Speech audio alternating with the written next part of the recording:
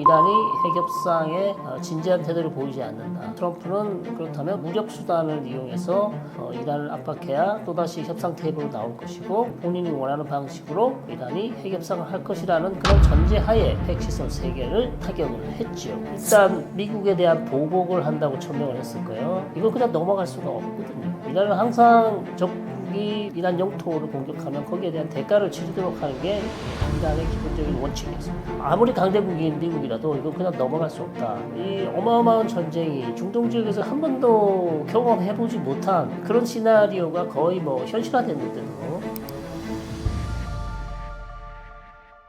안녕하십니까. 네, 서강대 유로메나 연구소에서 현대 중동과 그다음에 이스라엘 정치 가르치고 배우는 서일광입니다. 자, 이란과 이스라엘은 원래 이렇게 싸우게 된 지가 오래됐죠. 이번에 가장 크게 이제 싸운 건데요. 가장 큰 문제는 이제 이란이 핵무기를 개발한다고 이스라엘이 의심을 하고 있습니다. 이게 이제 한 2002년부터 시작이 됐고요. 그러면서 사실 작년 전까지만 해도 작년에 이스라엘과 이란이 본토를 공격하는 2차례 공격을 한 적이 있습니다. 그 전까지는 이란과 이스라엘은 사실 은밀하게 보이지 않는 전쟁이라고 그러죠. 예, 그림자전 뭐 이런 방식으로 뭐 대리 조직을 이용하거나 드러나지 않게 서로를 이제 공격하고 뭐 사보타지를 한다든지 서로의 영토에 침투해서 어떤 핵시설을 파괴한다든지 아니면 핵과학자를 암살하는. 그러나 꼬리를 잡히지 않는 방식이었다면 작년부터는 이제 그림자 전쟁이 아니고요. 서로 완전히 영토를 미사일이나 전투기로 공격하는 방식. 작년에 2번을 했었고요. 그러나 작년의 방식도 올해 지금 일어난 방식과 다른 것은 올해는 훨씬 더 크게 그리고 12일 동안 싸웠기 때문에 작년과는 완전히 다른 전면전 양상의 전쟁이었습니다. 그래서 일단 핵 문제가 문제고요. 그 다음에 이란이 이스라엘을 괴롭히기 위한 대리 조직. 레바논의 헤즈볼라, 하마스, 그 다음에 시리아, 이라크에 있는 친이란 민병대, 자, 이런 조직들을 이용해서 이스라엘을 괴롭혀왔고, 이스라엘은 그에 대해서 계속 대응을 해왔고요.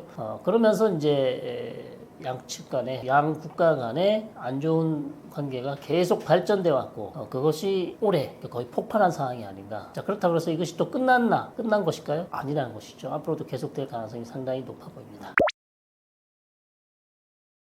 자, 트럼프는요, 이스라엘의 요청으로 사실 이란의 핵시설 3개를 그 유명한 뭐 슈퍼 벙커 버스터 BGU-57을 떨어뜨렸죠. 그러면서 이제 이스라엘을 도와주는 측면도 있었고 또한 핵 협상에서 표착 상태에 빠진 상황이었어요. 그래서 더 이상 이란이 이 핵 협상에 진지한 태도를 보이지 않는다. 자, 그런 측면에서 트럼프는 그렇다면 우리가 무력 수단을 이용해서 이란을 압박해야 또다시 협상 테이블로 나올 것이고 그리고 본인이 원하는 방식으로 이란이 핵 협상을 할 것이라는 그런 전제하에 이란을 압박하기 위해서 핵시설 3개를 타격을 했지요. 그러나 거기서 멈춘 이유는 이란을 여기서 더 몰아붙이면 자칫 잘못하다가 이란이 정권 붕괴가 일어날 수 있고 이란 내 정권 붕괴는요 그 정권 현 집권 세력을 대체할 수 있는 세력이 별로 없습니다. 그리고 이란은 인구가 9천만이에요. 그리고 중동 지역에 미치는 영향이 너무 크기 때문에 자칫 잘못하다가 이란이 제2의 이라크가 될 수 있고 제2의 시리아가 될 수 있습니다. 그렇게 되면 오히려 상황은 더 악화될 수 있죠. 중동 지역 정세가 훨씬 더 지금보다 더 불안정화될 수 있고 이것은 결코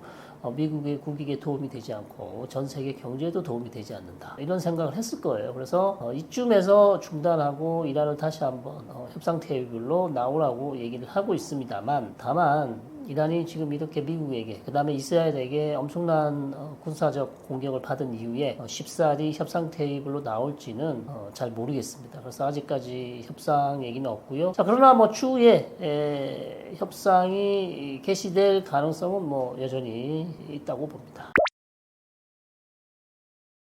자, 이란 입장에서는요, 휴전으로 가지 않는다면 이스라엘과 미국의 공격을 더 받을 수도 있고요. 특히 이제 미국은 이제 단발성으로 끝났지만 이스라엘의 경우 얼마든지 이란을 더 공격할 수 있고 더 많은 시설을 공습할 수 있고 그렇다면 시간이 가면 갈수록 이란의 피해 상황은 더 늘어날 것이고 자, 이란 국민들이 볼 때 지금까지 생각했던 강성대국 이란의 이미지는 이미 많이 망가졌단 말이죠. 그런 상황에서 이 전쟁을 더 끌어간다. 그렇다면 더 망가질 수밖에 없어요. 왜냐하면 방공망이 완전히 이 무력화된 상황에서 이스라엘의 전투기들이 테헤란 시내 영공을 마음대로 휘젓고 다니는 그런 상황이 계속되면 될수록 현 집권 세력의 정당성은 떨어질 수밖에 없고 국민들의 피해는 더 증가할 수밖에 없고 물론 이란도 탄도미사일로 계속해서 이스라엘을 괴롭혔죠. 탄도미사일이 한 600발을 쐈는데요. 그중에 한 50발 정도가 지금 민간인 피해가 났습니다. 그래서 서로 주고받는 것은 있지만 이란의 공격보다는 이란의 피해가 훨씬 크다. 그래서 이쯤에서 휴전으로 갈 수밖에 없는 이란의 상황. 이란 역시도 상당히 절박하게 휴전을 원했던 것으로 보입니다. 물론 겉으로는 전혀 그런 얘기를 하고 있지는 않지만 내부적으로는 휴전으로 가는 것이 당시 상황에서는 가장 최선의 선택이었다. 이렇게 이제 보는 거죠. 자, 이란 이스라엘 간의 전쟁이 12일 동안 지속되고 있었고 미국도 이 전쟁에 참전을 했지만 주변 아랍 국가들 그리고 중동에서는 별다른 움직임이 없었어요. 자, 가장 큰 이유는 사실 이란 문제에 대해서 다른 걸프 국가나 사우디나 UAE나 뭐 이집트나 이런 국가들이 직접 개입할 이유는 별로 없습니다. 왜냐하면 이란이라는 국가가 이런 순니 걸프 국가들하고 그렇게 사이가 좋은 것도 아니고요. 이 전쟁에 걸프 국가들이나 다른 아랍 국가들이 참전할 이유가 별로 없는 것이죠. 본인의 문제들이 아닌 거예요. 자, 그런 상황에서 오히려 이 국가들은 이 전쟁 때문에 피해를 입는다고 생각합니다. 왜냐하면 중동 정세 불안정은 이 걸프 국가나 이집트나 이런 국가들이 원했던 어떤 관광 사업 그 다음에 메가 프로젝트, 국가가 주도하는 엄청난 그 대규모 사업들이 오히려 타격을 받을 수 있거든요. 그래서 오히려 또 이란이 미국으로부터 공격을 받은 이란이 보복 공격으로 걸프나 아니면 걸프 국가의 정유시설을 공격할 수도 있다는 그런 걱정도 또 있지 않았습니까? 자, 그런 측면에서 오히려 아랍 국가들이나 주변 중동 국가들은 미국과 그다음에 이스라엘과 이란이 빨리 전쟁을 끝내줬으면 좋겠다. 실제로 외교적으로 많은 노력을 했죠. 그래서 이란과 이스라엘, 그 다음에 미국과 이란 간의 휴전을 중재한 국가는 까다로운 국가입니다. 그렇듯이 중동 국가들은 이 전쟁에 관심이 없고요. 왜 이렇게 싸워야 되냐, 오히려 이해를 하지 못하고 협상으로 얼마든지 이란의 핵 문제를 풀 수 있는데 이렇게 무력을 써서 싸워야 될 이유가 뭐가 있는가 이렇게 생각했을 것이고 또 한편은요. 사실 걸프 국가가 가장 두려워하는 국가는 이란이거든요. 이란의 어마무시한 재래식 무기 거기에다가 이란이 만약에 핵탄두를 갖게 된다면 걸프 국가가 느끼는 공포감은 어마어마할 것입니다. 그래서 오히려 잘됐다. 이 기회에 이스라엘이 이란의 어떤 핵 능력을 그냥 무력화시켜줬으면 좋겠다. 속마음은 이거예요. 근데 겉으로 이 마음을 표현하기는 어렵죠. 왜냐하면 이스라엘은 어쨌든 이란을 선제 공격했기 때문에 그리고 걸프 국가의 자국민들이 다 이스라엘을 안 좋아하기 때문에요. 그런 표현을 겉으로 내는 것은 정권에 도움이 되지 않기 때문에 그러나 속마음은 아마도 그랬을 것이다. 이렇게 이제 추정해 볼 수 있겠습니다.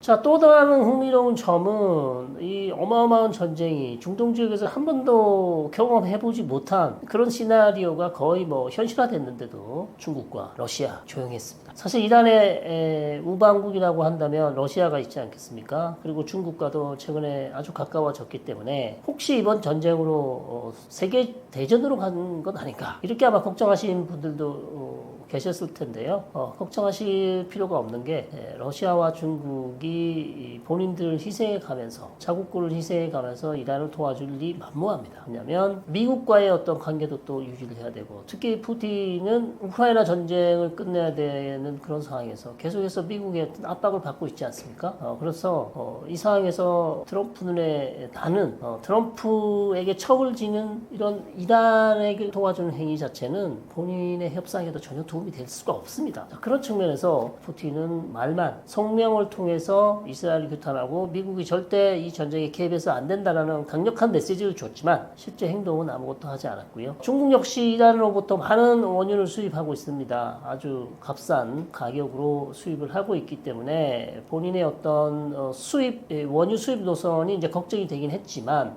그렇다고 이 전쟁에 지금 중국이 이란을 도와서 적극적으로 도와서 어떤 전세를 바꾸겠다? 그럴 이유가 없는 것이죠. 그럴 필요도 없는 것이고 이건 중국 역시도 또 미국과의 어떤 여러 가지 추후에 협상을 해야 되는 상황에서 이란을 도와줄 생각이 없었던 것입니다. 그러다 보니 이란은 사실상 외롭게 혼자서 지금 이스라엘과 계속 싸울 수밖에 없는 그런 상황이었습니다. 자, 이란은 이제 일단 미국에 대한 보복을 한다고 천명을 했을 거예요. 미국이 이란 영토 내에 있는 포르도, 이스파한, 나탄즈 세 개의 원전 시설, 핵 시설을 공격을 했기 때문에 이걸 그냥 넘어갈 수가 없거든요. 이란은 항상 적국이 이란 영토를 공격하면 거기에 대한 대가를 치르도록 하는 게 이란의 기본적인 원칙이었습니다. 그래서 아무리 강대국인 미국이라도 이건 그냥 넘어갈 수 없다. 자, 그러면 이란이 쓸 수 있는 방안은 한 세 가지라고 전문가들이 대부분 다 그렇게 일치를 하고 있죠. 중동에 있는 미군 기지를 공격하거나 호르무즈 해협을 막는다거나 아니면 주변 걸프 국가에 있는 정유 시설을 때리거나 아니면 마지막으로 하나를 더 추가한다면 미국 시민권자들에 대한 테러를 할 수 있는 가능성도 있죠. 그러나 이란이 선택했던 것은 초기에는 호르무즈 해협을 막을 듯한 그런 모습을 보였지만 역시 호르무즈 해협을 막는 것도 엄청난 부담, 그러면 국제사회 비난에 직면할 수 있거든요. 쉽지 않은 선택이죠. 자, 그러면서 결국 최종 선택은 카타르에 있는 미군 기지를 공격하는 방식. 그러나 약속 대련이었죠. 미군이 다치지 않도록 먼저 카타르에 연락을 해서 기지를 때릴 테니 조심해라라는 그런 방식의 약속 대련. 이것이 가장 어찌 보면 이상적인 방식이었습니다. 이란은 체면을 세우고 미국은 피해가 없는 방식. 이러면서 미국과 이란 간의 어떤 대결 구도는 어쨌든 일단락이 됐거든요. 자, 이런 상황에서 다시 한번 이란이 지금 호르무즈 해협을 막는다는 것은 사실 그렇게 보기는 어렵고요. 그러나 추후에 또다시 미국과의 어떤 무력 충돌이 있다면 언제든 이 카드는 이란이 쓸 수 있는 카드입니다. 그래서 항상 우리가 미국과 이란 간의 어떤 긴장 관계가 고조되면 우리의 가슴이 철렁 내려앉죠. 왜냐하면 호르무즈 해협을 막을까봐. 그래서 항상 우리가 이 부분은 염두에 두셔야 될 것 같습니다.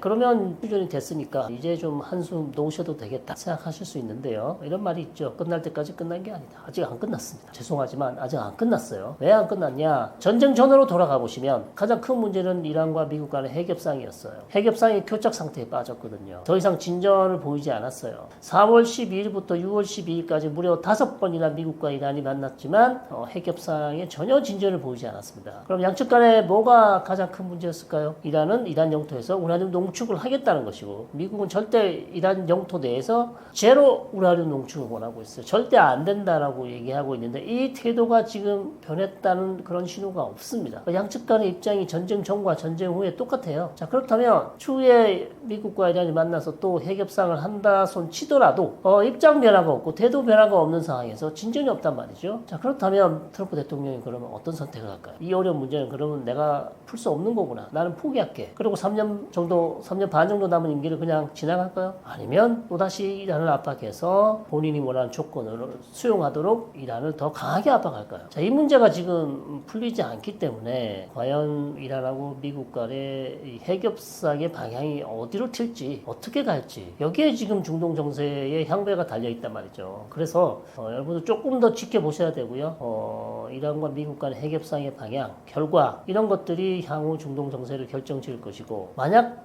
최악의 상황을 상정을 한다면요. 다시 한번 이스라엘이 이란을 공격할 가능성은 충분히 있다. 특히 이란이 이제 파괴된 핵시설을 다시 재건을 한답시고 인력들을 투입해서 원전을 재건하거나 그 다음에 지금 행방이 묘연한 400kg 정도 되는 고농축 우라늄을 가지고 다시 핵활동을 한다는 징후가 보인다거나 어쨌든 미국과 이스라엘 판단하에 이란이 상당히 적극적인 핵활동을 한다라는 징후가 포착되면 이스라엘이 다시 한번 그런 활동을 봉쇄하기 위해서 얼마든지 전투기를 출격시킬 가능성이 있다. 특히 이제 트럼프 대통령이 승인을 해준다면요. 자, 그럴 가능성이 여전히 남아있기 때문에 아직도 불안합니다. 그래서 계속 지켜봐야 되는 그런 상황입니다.